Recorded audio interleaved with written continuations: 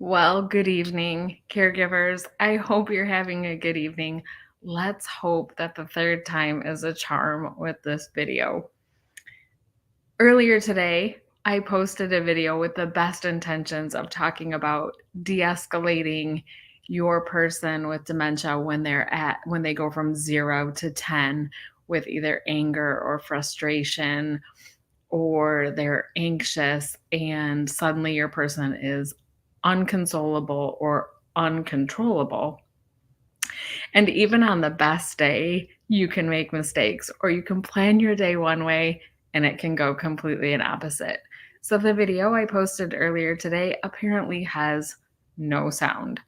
So here we are in my living room. So you may hear a dog bark. The lighting isn't the best, but that's not what matters to me. What matters to me most is that I can give you some tips that will help you better care for your loved one with dementia.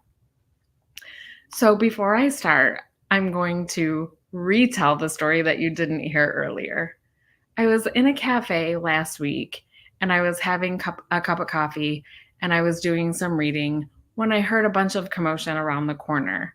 And so when I peeked around the corner, I saw a elderly lady and her husband, and they were kind of toward the front of the building, and there was a bunch of wait staff around them.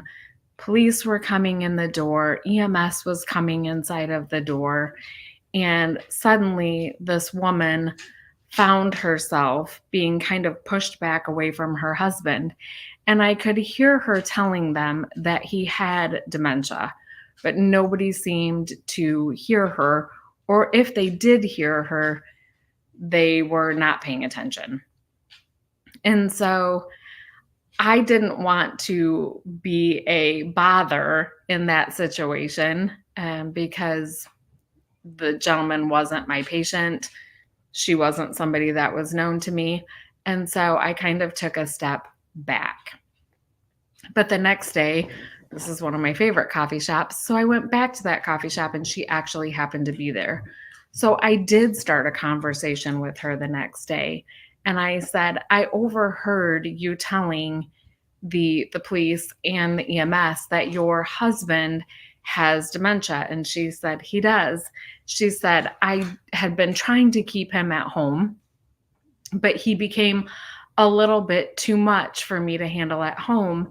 And so I just moved him into an assisted living, but I thought that I would take him out so that we could go to our favorite coffee shop, enjoy a cup of coffee together. But apparently that wasn't such a good idea. So not only was she having guilt for putting him inside of a home where she felt she couldn't care for him anymore, but she was also having guilt having taken him out and him having a moment in their favorite coffee shop to where the police were called, EMS was called, and he ended up spending the afternoon in the hospital in a soft restraints until he became calm and he could return back to the assisted living where he was now residing. So, anyway, we started to have some conversation. And so, what I said to her was, you shouldn't feel guilty for taking him out. But maybe what you could do is maybe you could print off some cards that state that he has dementia or that he has a cognitive impairment so that staff know that he, or anywhere that you take him, people know that he has a cognitive impairment. So she thought that that was a really great idea. And we discussed that, what she could put on the card and that she could discreetly slip it to the staff or to anybody else, that she didn't want to embarrass him and maintain his dignity. But what I told her was, there are some things that you can do, because if this happens again, as he progresses, when she goes into the assisted living, he may start to escalate there. He might not recognize her. He's establishing new friends there. So if he goes from a moment of calm to a moment of escalation, there are some things that she can do. Number one, she could try to figure out what the perceived threat is. What is it that happened? And this, for instance, her husband thought that the wait staff was being rude to her, and so he started to protect her. And what was happening in his mind wasn't what was happening in reality, but she kind of had to go with it and try and calm him down. So, recognizing what might be bothering him and then eliminating that, eliminating the danger, it might not be somebody that you've taken your loved one out. You might be in home with them, keeping them at home, trying to maintain independence at home. And maybe they see something behind a curtain, or maybe they see something moving in their room. They may think that you're trying to poison them. How often has that happened? You go to give them their morning pills, and suddenly they're accusing you of poisoning them, or they don't want to eat because they think that you've poisoned their food. So, by figuring out what it is that's bothering them and then removing that threat or that danger might help them calm down. Secondly, if your person is escalating and you feel like they are becoming aggressive, maintaining some distance between the two of you, just giving your person some room to breathe and kind of calm down while using a calm, reassuring voice might help bring them from level 10 down to about a level 2 until where they can get, back into a moment where they're back into their reality, the perceived threat is gone, and they can kind of calm down. I've also noticed that when I go into a person's home and their house is a little bit cluttered, they seem to become more anxious. The more encroached upon they feel, even if it's their own items, I feel like they're always a little bit heightened. But if you're going to go into somebody's home or even in your own home and start removing clutter, just make sure that what you're removing isn't one of those items that's extremely important to them and that they carry around. Otherwise, you're going to have a different problem. You're going to have the problem of being accused of stealing their things. So just make sure that what you're removing and what you're taking out of their house, out of their area, is something that they're not terribly attached to. I also notice that when I go into people's homes and I'm doing my medical visits, one of the things that I notice is that when I'm standing tall and they're seated and I've got my white jacket on and my stethoscope and I'm carrying my bag, my blood pressure cuff, and other items that they might not recognize, that might make them a little bit nervous. You know that when you go to the doctor and you're meeting somebody new, whether it's your specialist or any other doctor for the first time, your blood pressure might go up. You might be a little bit anxious. You might feel a little bit stressed on the inside. So one of the things that I actually do is I lower myself. I actually sit on the floor. I wouldn't expect that somebody in a restaurant would immediately sit on the floor and start to have conversation with their loved one. But by lowering myself to their eye level and getting down to their area where they can see me, they can see my eyes, and they can see that I'm not a threat, that automatically will put a person at ease when you get to their eye level. Maintaining a calm, cool voice, talking to them about things that have happened in their past. If you know those details, obviously, if you're caring for somebody, you'll know those details. When I go into a person's home, I might not have those details in my pocket, but if I can quickly glance around the room and see some pictures, I can start to talk to somebody about those pictures that I see and put them at ease. Make sure the way that you're standing when you're dealing with a loved one who has escalated either in their agitation, aggression, or anxiety. If they're at a level 10 and you're standing with your hands on your hips, that's definitely not going to put them into a position where they feel like they can be calm.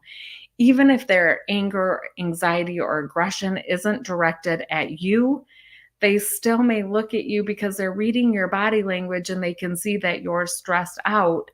By reading your body language, they're going to automatically go on the defense as well.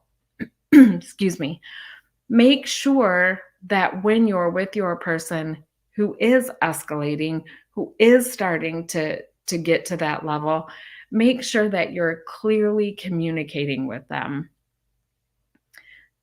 "Hey, honey, I think it's time that we go back to your room, or we go into the living room or into the dining room, because I need to go get, or I need to go do, or why don't you accompany me out of the restaurant?" And just make sure that when you approach your person, that you're approaching them from the front. Don't ever approach them from the back, especially if they're already anxious and their levels are way up here. Just make sure that you're approaching them from the front with that calm demeanor. You're looking them in the eyes, you're having calm conversation with them. And actually, if you go ahead and take their arm, even though you're going to be the one that's leading them out, especially from a wife to her husband, they may feel that they are protecting you. So if you actually grab their arm, hang on to them, and walk out of the restaurant, that may be one way to get them out more quickly, so that time doesn't escalate into EMS showing up, the police showing up, the wait staff crowding over your person. Lastly, just make sure that your person's needs are addressed. This means their physical needs. Are they fed? Are they clean? Are they dry? Do they have to go to the bathroom? Have they not gone to the bathroom and they need to use the restroom? Are they constipated, or are they having issues with their tummy? Make sure that their physical needs are met, especially if you're going to take them out. If you're going to take your person out of your own home, or if you're going to take them out of an assisted living or their memory care unit where they have patterns and routine, if you're going to take them out, doctor's appointment, out to lunch for a birthday or something like that, make sure that their needs are met. Make sure that you bring items to meet their needs if they aren't met and you have a situation where you need to get them cleaned up. Also, make sure that they have some emotional reassurance. You're safe. You're with me. We're in a safe environment. We're going to see family, and take them to a place where they've been before that might seem familiar to them. Taking them to a new place with a lot of people that they don't recognize or that they don't know, might not be such a good idea. And again, every situation with your person with dementia is different than anybody else's. Managing these type of behaviors, anxiety, aggression,